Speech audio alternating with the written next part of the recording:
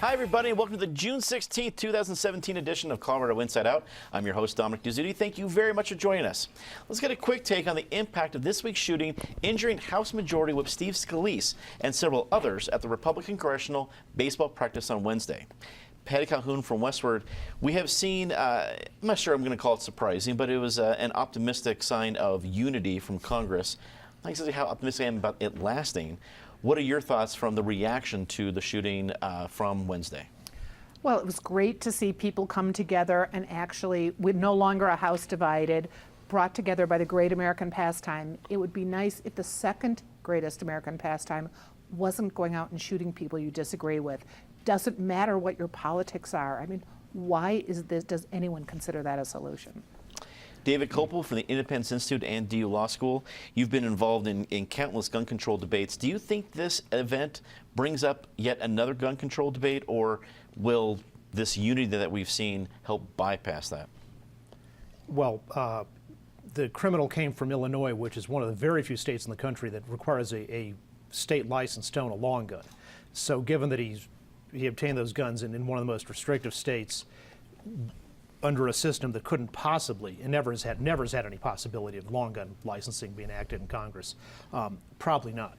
But obviously, we saw the difference in the London Bridge attacks when most of the police there were unarmed at the beginning, and so either ran away or one brave officer fought back with his baton against the three guys with knives, and armed law enforcement showed up 8 minutes later after there were a bunch of dead bodies.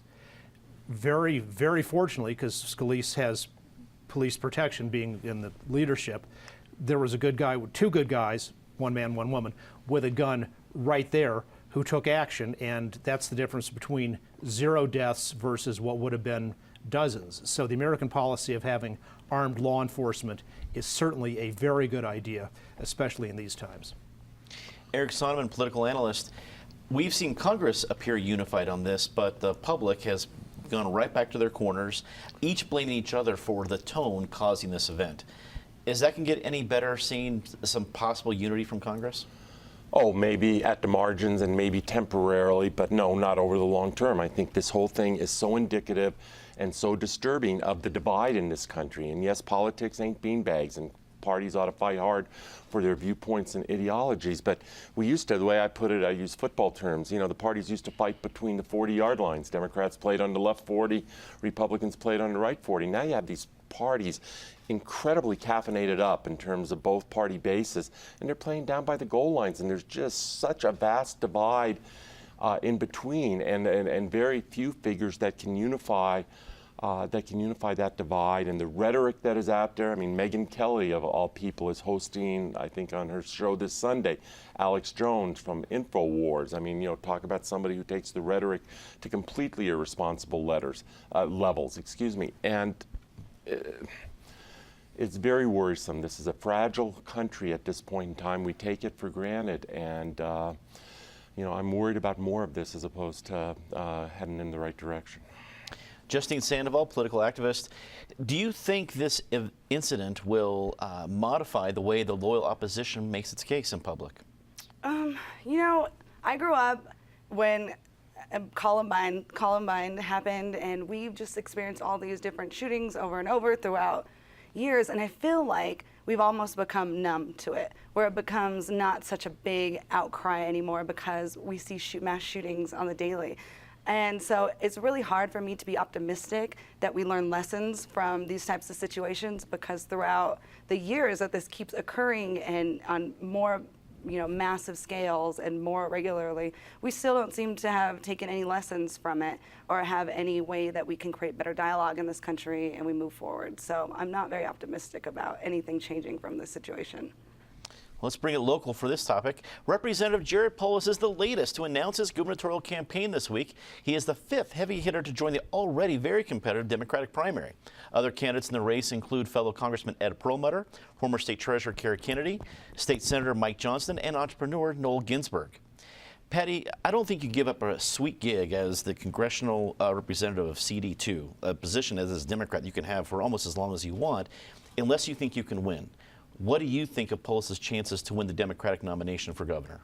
Well, if he does as well as he did at the congressional baseball game last night, he's got a really good chance. He, 4 RBIs, got the winning run coming in. Talk about bringing people together. And in fact, Jared Polis's behavior this week has been really impressive, I think. His announcement on Reddit got a lot more following than we got from Ed Perlmutter when he announced. There seems to be some excitement. He's coming out with certainly more radical views in some ways. He is pushing for states' rights for marijuana. He's talking about marijuana. He's talking about issues that are important in Colorado.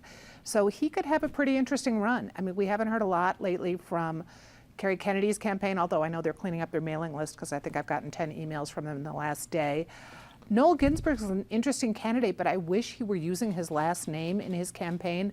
Noel for Colorado just is not ringing a bell with most people right now because there are way too many people who've got, yeah, exactly, Tom Noel, they might think he's running. We've got way too many people with really great credentials and great name recognition, and I'm looking forward to an incredible discussion leading up to the primary and hope the Democrats behave themselves better than the Republicans when Dan Mays was the last man standing.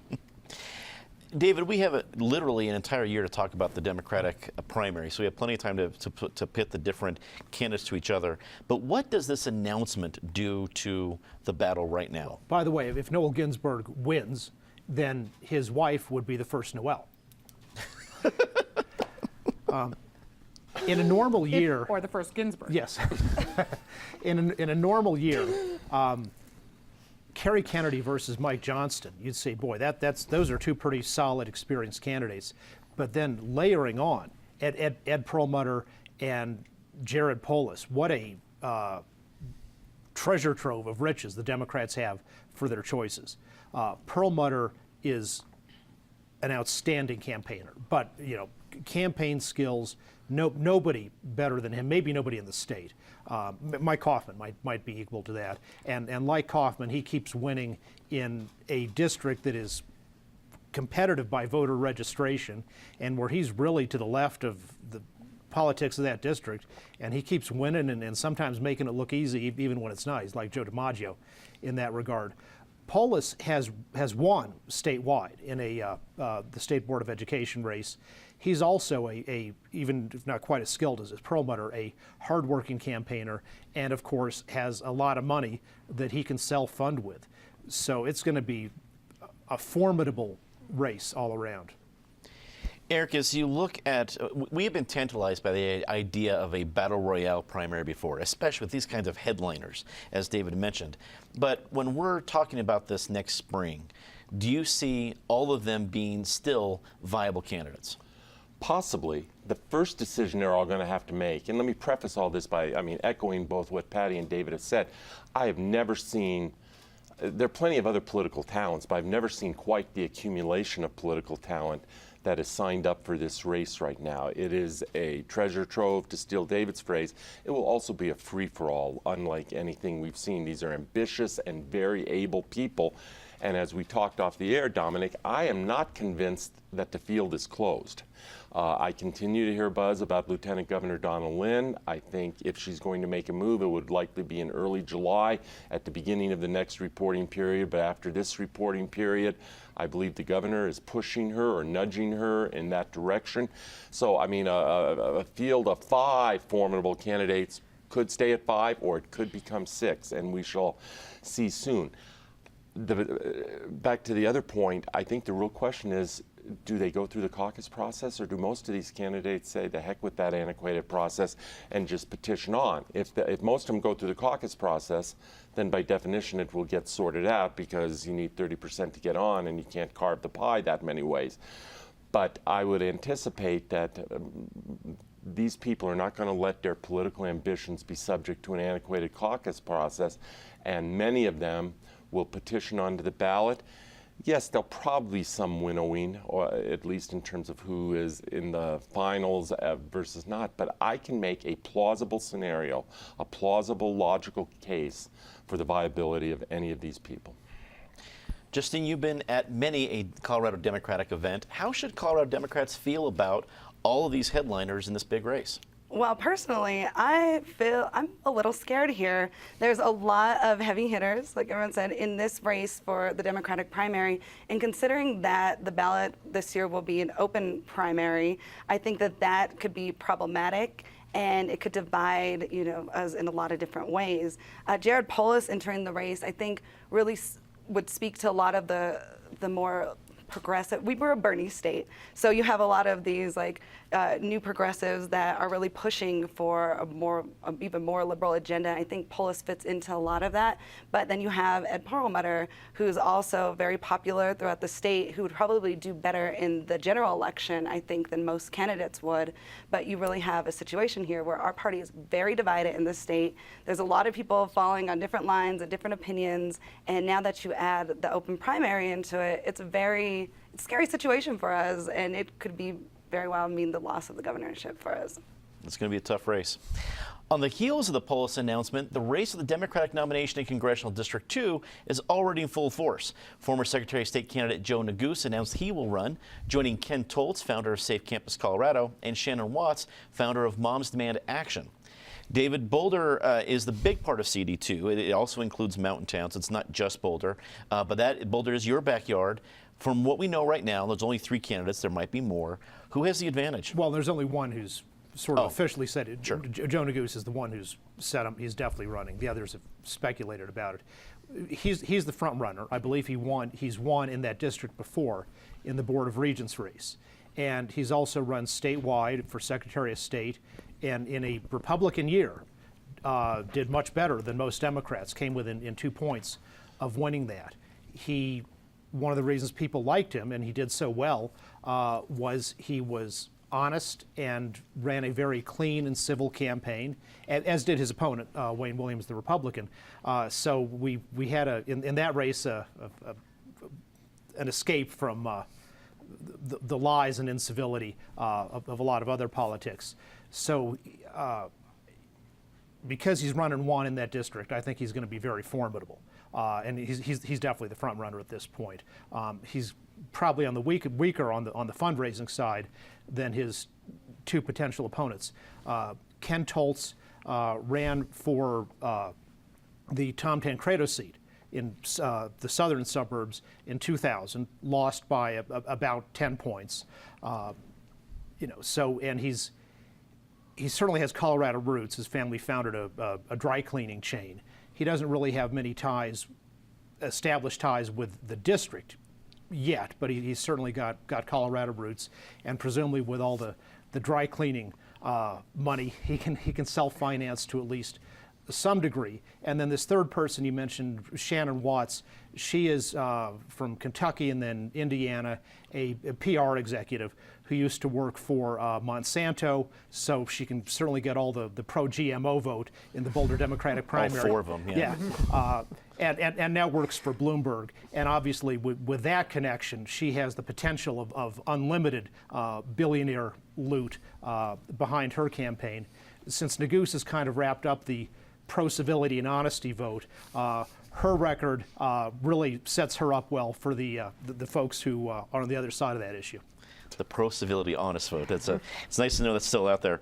Eric, a Democrat who wins the primary for CD2 can likely have that job as long as he or she would like it. Does that put extra pressure on the party, or I guess some of the godfathers or godmothers of the party kind of behind the scenes to make sure the right candidate wins? That assumes that there are godfathers or godmothers behind the political parties these days. Ask the Republican Party how that worked in the presidential race.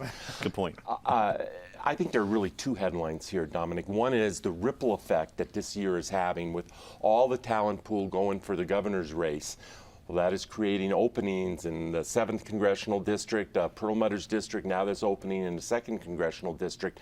And there will be a whole new generation of Colorado politicos, politicians that we're probably talking about 5, 10, 15 years from now who come to the fore this year. The second headline to me is that this new generation emerging will happen in a year, and we're a long way away, a year from the primary, a year and a half from the general.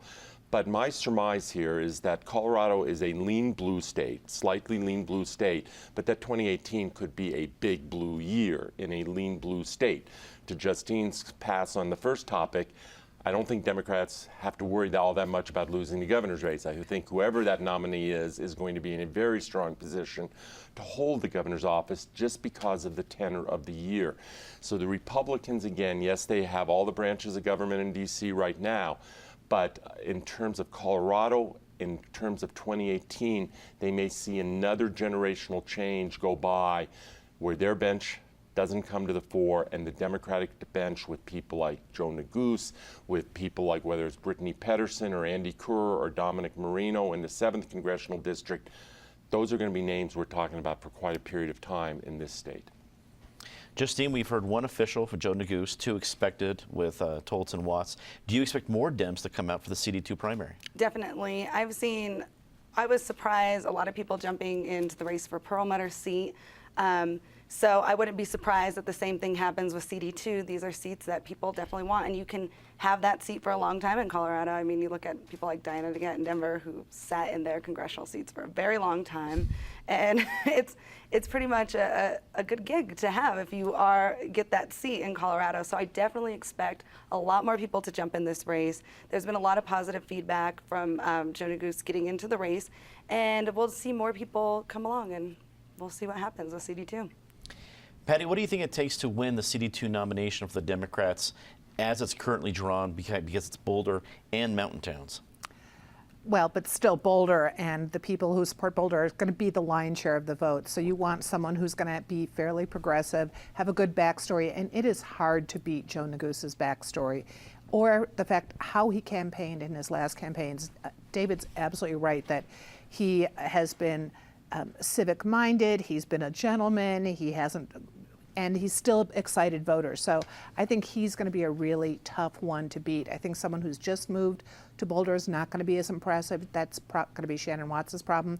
Ken Toltz, that he ran against Tancredo in a completely different district, I don't think is going to excite Boulderites as much. I think Joe Neguse getting in as early as he did might discourage others, but I'm sure we'll see more because if Joe gets it, he's going to lock up he's young. He will lock it up for a long time. So if anyone has ever wanted to run in this district, now's the time.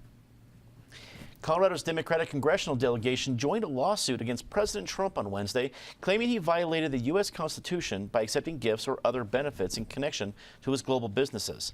In the second claim of its kind this week, plaintiffs are citing the Foreign Emoluments Clause, which restricts government officials from accepting payments from foreign governments. Eric, anytime I see a lawsuit include entire Democratic delegations from across Congress, I'm not so worried about the legal ramifications as it looks more like a political situation. What's your estimation of what we're seeing? Well, I think it is as much about politics as it is about law. David's the lawyer at the table, and I'm going to go out on a limb and make a supposition that before 3 or 4 months ago, David may be the only person in the table or the only person in our viewing audience who really was familiar with the word emoluments. I'd like to think I'm a reasonably well-read person, and I can't say I was particularly familiar with that word, but it has certainly come to the fore courtesy of Donald Trump and the Trump family. I don't know if the lawsuit itself as a legal matter has legs. As a political matter, it is one more opportunity and one more issue on which to attract the president. As someone who finds so much of what this White House is doing disturbing, and that's using a very modest word, but I could go stronger than disturbing. The fact that the Trump family, a already very rich family, may be further enriching themselves, is it wrong? Yes, it's wrong. Is it at the top of my list of concerns about what's going on in Washington, D.C.? No, it doesn't rise to that level. Justine, are Democrats spending too much time focused on the president and different legal issues surrounding him and not enough on what Republicans are actually passing in Congress? I mean, it's difficult to say, because I think it's important that we do check the president. Right now, the courts are the only check that is going on right now, with not having any help in Congress and the presidency doing the things that they're doing right now. So I think it's important that they do focus on those things. But then you have a health care bill that is being secretly written, going on, and that should be something that's a main focus. But I think that the fact is, the reason why presidents don't do business on their golf courses is because personal interest and policy don't mix. And I think it's important that they do highlight this, because it is disturbing that this is going on. And I think that they have a duty to bring up these issues, but there needs to be some kind of balance. I know that they have a target on the president's back and they're out to get him, but it's really important that we continue to focus and to try to move along and push policy forward as well. Patty, is the Colorado delegation making a statement or going along for the ride? I think they're making the statement that anyone has to right now to just be on the record if you're a Democrat against Trump. But where's the surprise? We knew this was going to be sticky with just even the name on all the buildings around the world. We knew it was going to be challenging having a president who is so involved, whose kids are still involved in the company. This is less of a concern right now than the Russian investigation still going on, the FBI investigation, as long as Mueller still has that job before he's fired. And of all the foreign interests, I am still most interested in what exactly Russia is doing with American elections, whether the candidate is Democratic, whether the candidate is Republican, whether it's a third party. Is our electorate safe? David, as Eric so eloquently previewed, you are the esteemed lawyer at the table. What do we need to know about the situation? The complaint is very well written, and I encourage people to read it, and written by a top left-leaning public interest law firm in D.C.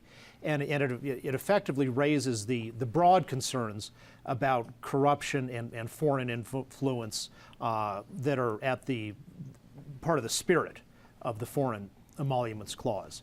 The problem for the suit, besides the difficulty of whether Congress people have standing on this and whether a court can issue an injunction against actually a president himself, in between that on the merits, there's no case precedent on this, but so the precedents come from the Office of Legal Counsel, which advises the president. We have a long history of those. All of those precedents about what's covered by it never include having your own business that has foreign dealings. So for example, Nelson Rockefeller, vice president, owned zillions of shares of oil companies. Our recent Commerce Secretary, Pritzker, lots of big owner of Hyatt hotels. Those businesses, of course, did business with foreign governments, where like foreign governments would buy their products, and foreign governments would also give them licenses and trademarks and things in the normal course of business, arm's length business transactions. And nobody ever suggested until now that might be an Emoluments Clause violation. So I think they're going to have trouble winning on the merits in court, but I think this is more for the court of public opinion about I think what is, at least I think ethically, if not legally, Trump's problems with mixing his business and his public duties. Let's get to our favorite part of the show, Disgrace of the Week. As always, Ms. Calhoun, please start us off. We'll return to the court of public opinion specifically regarding University of Colorado's athletic department. This has never been a department that has been known for its sensitivity on gender issues, sexual harassment, and worse. And this week we find out that, right before Mike McIntyre has a big honking raise up to just short of $3 million a year, we find out that he paid a whopping $100,000 because of the failure to deal with the Joe Tumkin issue in a timely manner. That would be like us giving up our salary at this table. He's not even going to notice it. It is a drop in the bucket. So shame on CU for leaking it in a way that made it look like the raise was going to be all okay. That kind of wisdom deserves double your rate. Consider yourself, your weekly rate is double, Patty. Way to go. David. The disaster going on at the state mental hospital, including the recent resignation of the director, because as the federal inspectors are saying, it is in unsafe conditions and it's understaffed. This is a good example of how when government tries to do everything, it doesn't do its core responsibilities well. The state constitution requires the government to have a mental hospital. And yet with this biggest budget ever, over $28 billion, they can't find the staffing to run a mental hospital adequately. If they did fewer things like welfare for Quentin Tarantino and lots of other projects, in all kinds of corporate welfare, which is prohibited by the Constitution, they might have the money to run what they're supposed to do properly. Eric. Huge second to Patty's disgrace about CU, but for me, it has to be Colorado House Minority Leader Patrick Neville from Castle Rock, who sent out a really, I'm going to use the word obscene, not in any kind of sexual way, but just in a raw political way, fundraising email shortly after the shooting in Washington or in Alexandria on the baseball diamond, trying to take advantage of that, or using words like tolerance preaching progressives and trying to raise conservative money off of an American tragedy. Justine. Well, what Eric said, I totally agree. My disgrace of the week would be definitely Representative Neville, who I refer to as Baby Neville. So Baby Neville, I just thought it was just really bad timing. It was really uncalled for. And it goes back to the saying, people in glass houses. There's been a lot of gun attacks from people on the right as well. So for us to take this moment and for him to make it another wedge issue instead of unifying people, I thought was very disgraceful and very tacky. Let's say something nice about somebody very quickly. Patty. Happy Father's Day. I'm lucky to have my father here, and all of Colorado is lucky that he's here too. Hear, hear. The David. president's new Cuba policy to stop tourist money from flowing to the Cuba military, which is the leading neo-colonial imperialist force in the Western Hemisphere. Eric. One of our most avid viewers, Tim Jackson, who is on the Ride to Rockies this week, and he is on a tandem bike leading a blind rider. This is not the first time he has done that. Right on, Tim. And this is the second time I've shouted them out, but the Birdseed Collective, who is giving away free lunch every Monday to students in our kids in Globeville and in Swansea neighborhood. I want to second Eric's thought about our big fan Tim Jackson and George McDermott, who are both riding the Ride the Rockies, 83 miles from Durango to Ridgeway. Good luck, fellas. Way to go. That's all the time we had tonight. Thanks for tuning in. As always, be sure to check out our podcast on iTunes and for our CIO posting segment on Twitter and Facebook. For everyone here at Channel 12, I'm Dominic Dezzutti. Thanks for watching. Good night.